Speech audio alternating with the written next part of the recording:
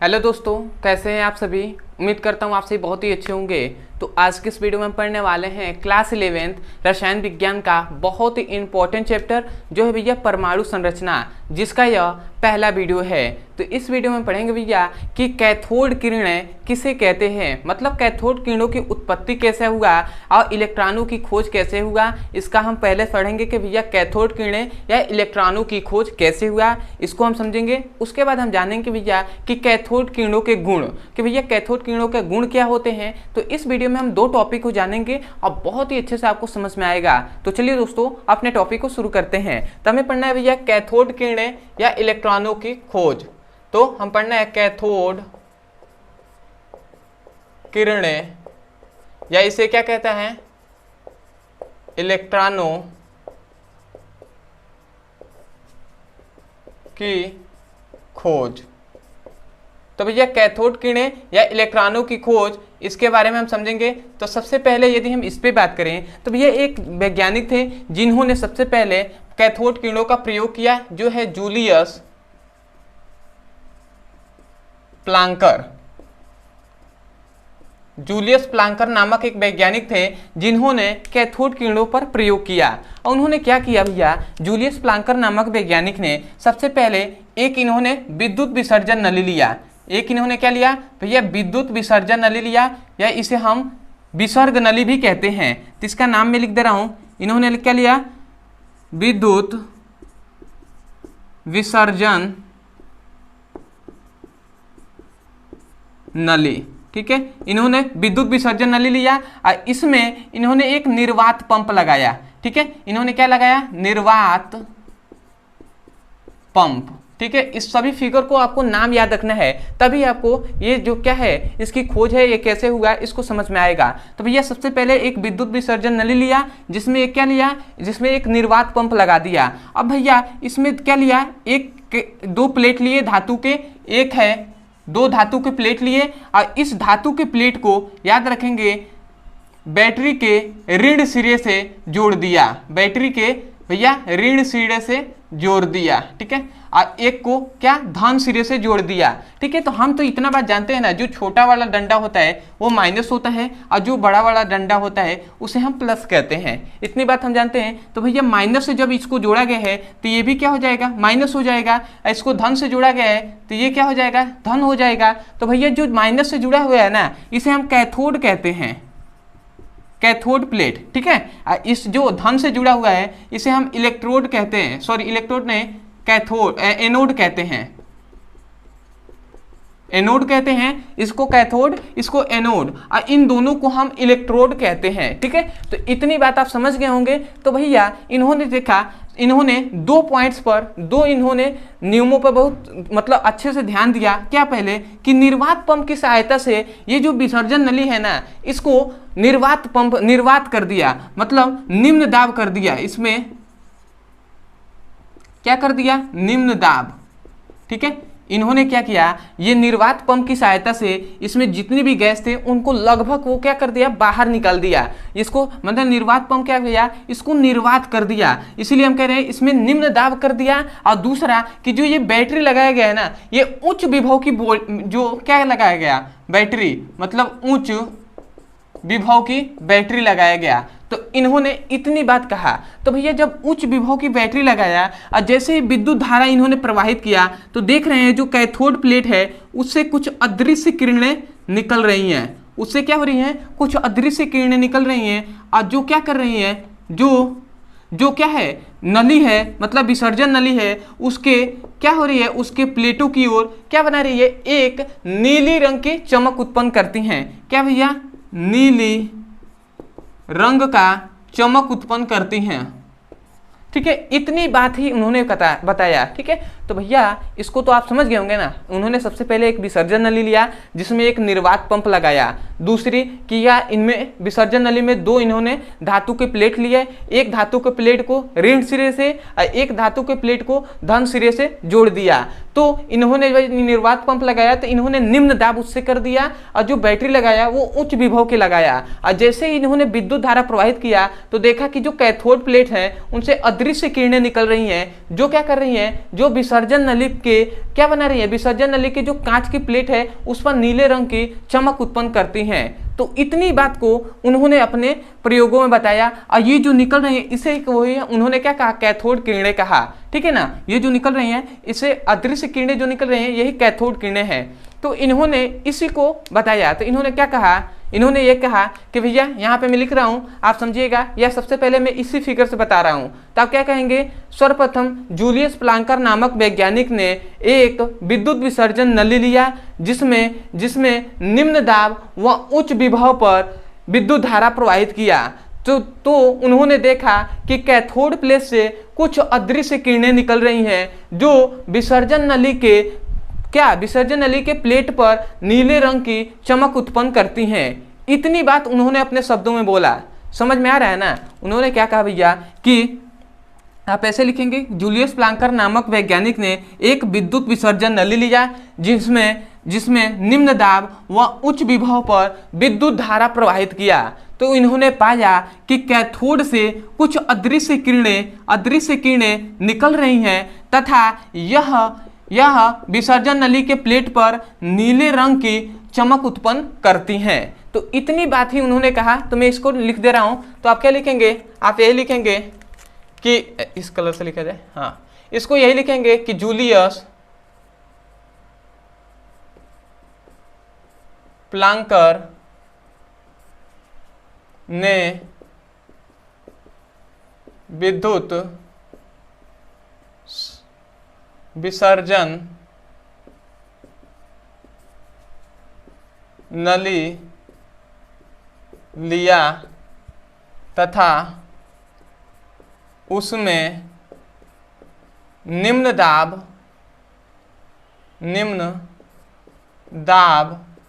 व उच्च विभव पर क्या किया भैया, विद्युत धारा प्रवाहित किया। विद्युत धारा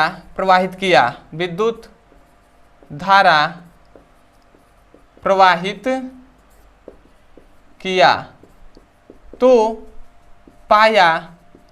तो क्या पाया भैया, तो इन्होंने पाया कि कैथोड प्लेट से कुछ अदृश्य किरणें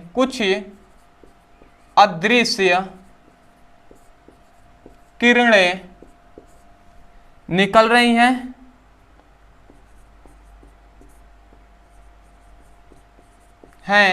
जो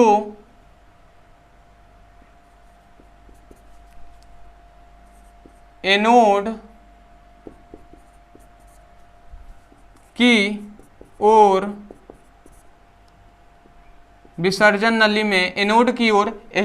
की ओर विसर्जन नली में विसर्जन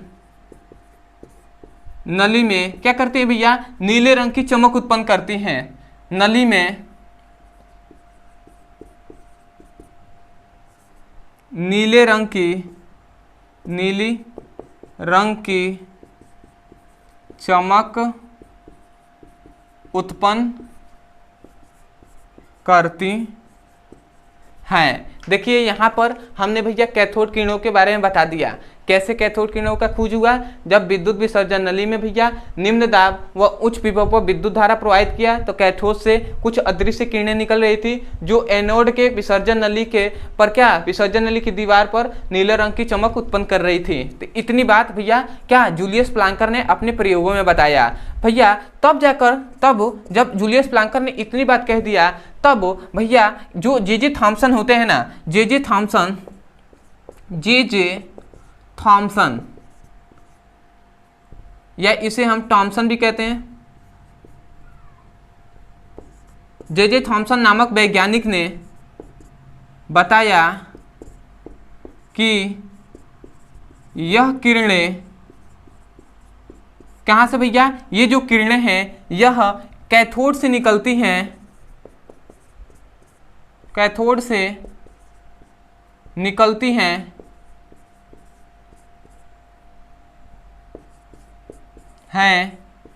इसलिए इन्हें कैथोड किरणें कहा गया। ठीक है, तो भैया आप समझ गए होंगे जे थॉमसन ने कहा कि भैया जब कैथोड से निकल रही है, कैथोड प्लेट से, तो इसीलिए इसे हम कैथोड किरणें कहेंगे। मतलब कैथोड किरणें जो नाम दिया वो भैया जे थॉमसन नामक वैज्ञानिक ने दिया, परंतु इनकी खोज किसने किया भैया? जूलियस प्लांकर नामक वैज्ञानिक ने किया। तो आशा करते हैं भैया इतनी बात आप अच्छे से समझ गए होंगे। तो सबसे पहले तो आप इसका स्क्रीनशॉट ले लीजिए, उसके बाद अब हम बात करेंगे भैया कि कैथोड किरणों के गुण। ठीक है, तो ले लीजिए। तो आशा करते हैं भैया आपने अच्छे से स्क्रीनशॉट ले लिया होगा। तो अब हम चलते हैं इसके गुण पर। मैं अभी कहूँगा कि यदि आपको इस वीडियो से सीखने को मिला है तो भैया आप जा रहे होंगे या भैया अभी पढ़ना है कैथोड किरणों के गुण, तो आपसे एक रिक्वेस्ट है कि अभी जाकर अभी चैनल को सब्सक्राइब कर दीजिएगा। ठीक है, क्योंकि आपकी सपोर्ट की बहुत ज़्यादा ज़रूरत है, तो आप चैनल को सब्सक्राइब कर दीजिएगा। दूसरी बात, हो सके तो आप जितने भी आपके फ्रेंड्स हैं उनसे पास कहिएगा कि भैया इस चैनल से जाकर आप पढ़ाई कीजिए। ठीक है, और क्लास 11th का इसी वीडियो के डिस्क्रिप्शन बॉक्स में आपको लिंक दिया गया है, उस लिंक पर क्लिक करके आप चैप्टर वाइज सीक्वेंस में एक करके वीडियो को पढ़ सकते हैं। अदरवाइज यदि कोई भी टॉपिक समझ में नहीं आता है तो केवल आपको उस टॉपिक का नाम लिखना है यूट्यूब पर, और अंत में हमारे चैनल का नाम लिख देंगे ब्रदर सर, आपको वो वीडियो मिल जाएगा, वहां से जाकर आप अच्छे से पढ़ाई कर सकते हैं। तो चलिए दोस्तों, अब हम देख लेते हैं कैथोड किरणों के गुण। ठीक है, जिसको बहुत ही अच्छे से हम समझेंगे कि भैया कैथोड किरणों के गुण कौन कौन से होते हैं, जो कि बहुत ही अच्छे से आपको समझ में आएगा। और जो ये गुण होते हैं ना, ये लगभग भैया इलेक्ट्रॉनों के गुण से भी मिलते हैं। ठीक है, तो आपको ध्यान देकर आपको समझना है। तो अब हम देख लेते हैं कैथोड किरणों के गुण या विशेषताएं भी हम कह सकते हैं ना।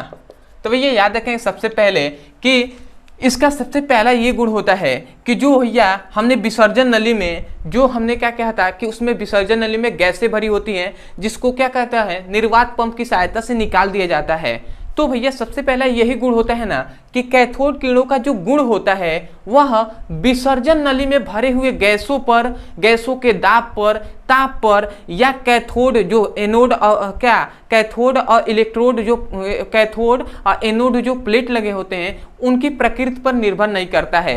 मतलब जो दाब है, दाब पर, ताप पर जो इलेक्ट्रोड लगे होते हैं, इलेक्ट्रोड मतलब कैथोड और एनोड जो प्लेट लगे होते हैं, और जो गैस भरी होती है विसर्जन नली में, इन सभी पर कैथोड का जो गुण है वो निर्भर नहीं करता है। यही सबसे पहला इसका गुण है। तो हम यहाँ से सबसे पहले लिखेंगे कि इसका निम्न गुण है। ठीक है, मतलब कैथोड किरणों के निम्न गुण हैं। अब इसको हम एक एक करके समझते हुए चलते हैं। तो सबसे पहले हम क्या लिखेंगे कि कैथोड किरणों के गुण विसर्जन नली में भरे गैसों की गैस तथा दाब, ताप तथा इलेक्ट्रोडों के प्रकृति पर निर्भर नहीं करते हैं। तो सबसे पहले हम यही लिखेंगे कि इसका मतलब कैथोड किरणों का गुण विसर्जन नली में भरे गैस, दाब, ताप तथा इलेक्ट्रोडों के प्रकृति पर निर्भर नहीं करता है।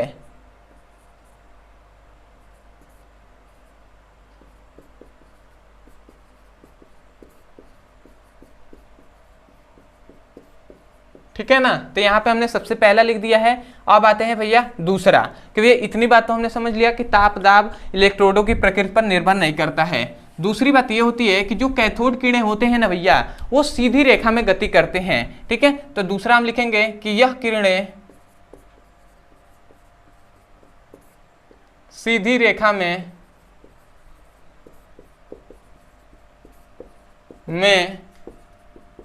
गति करते हैं। ठीक है, यह किरणें सीधी रेखा में गति करते हैं। तीसरा भैया कि जो कैथोड किरणें होती हैं ना वो भैया अदृश्य होती हैं। ठीक है, इसीलिए हमने कहा कि जूलियस प्लांकर ने पाया कि कैथोड से कुछ अदृश्य किरणें निकल रहे हैं। माने उन्होंने पाया भैया, उन्होंने आंखों से नहीं देखा क्योंकि वो अदृश्य होती हैं, उसके लिए उन्होंने पाया, देखा उन्होंने बहुत से यंत्रों की सहायता से, परंतु इस तरह नग्न आंखों से वो दिखाई नहीं देंगे। तो भैया इसलिए हम कह रहे हैं कि यह किरणें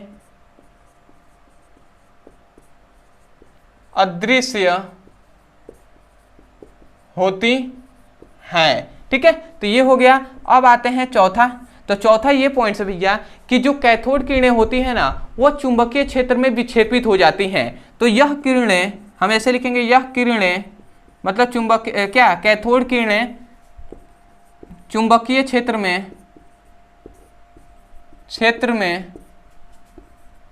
विक्षेपित हो जाती हैं।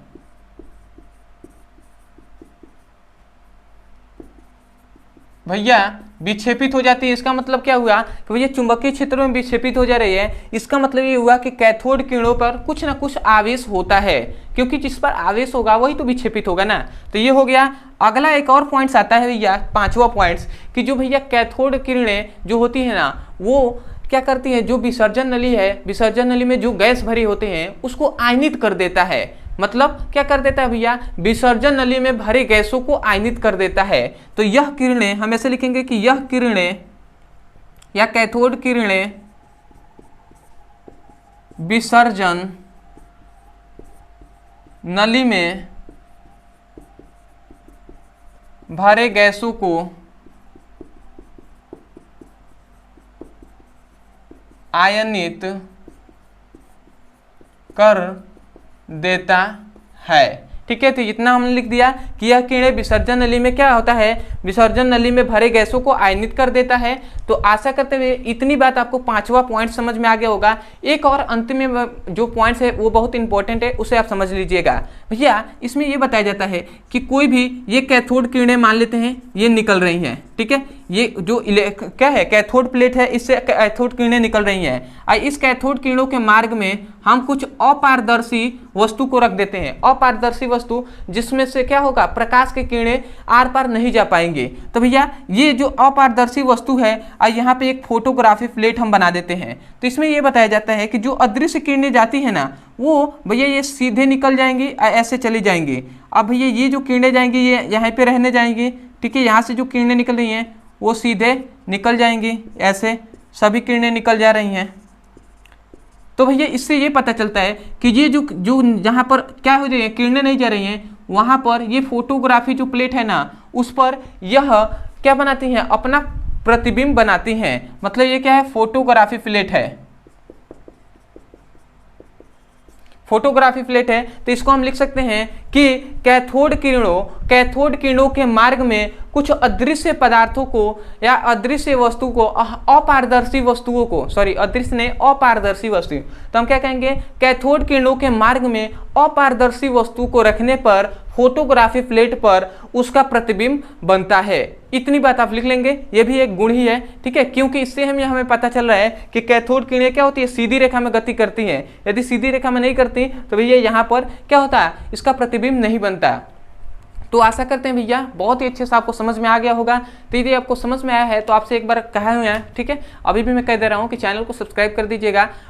और आपके लिए एक नंबर दिया जा रहा है, इस नंबर पर आपको जिस भी क्लास का फिजिक्स और केमिस्ट्री का पढ़ाई करना हो भैया, क्लास 9 से लेकर क्लास 12 तक के बीच का ये व्हाट्सएप नंबर है। इस नंबर पे मैसेज करके क्लास 9 से लेकर क्लास 12 तक के किसी भी क्लास का फिजिक्स और केमिस्ट्री का पढ़ाई कर सकते हैं। और इसी वीडियो के डिस्क्रिप्शन बॉक्स में आपको क्लास 11th का फिजिक्स और केमिस्ट्री का मिल जाएगा, या हमें इस नंबर पर मैसेज करके व्हाट्सएप करके मांग सकते हैं। तो आशा करते हैं आप समझ गए होंगे। और जो भी टॉपिक समझ में नहीं आता है केवल आपको उस टॉपिक का नाम लिखना है यूट्यूब पर, अंत में हमारे चैनल का नाम लिख देना है ब्रदर सर, आपको वीडियो मिल जाएगा, वहाँ से जाकर आप अच्छे से पढ़ाई कर सकते हैं। तो चलिए दोस्तों आज के लिए इतना ही, मिलते हैं अगली वीडियो में, तब तक के लिए धन्यवाद। जय हिंद, जय भारत।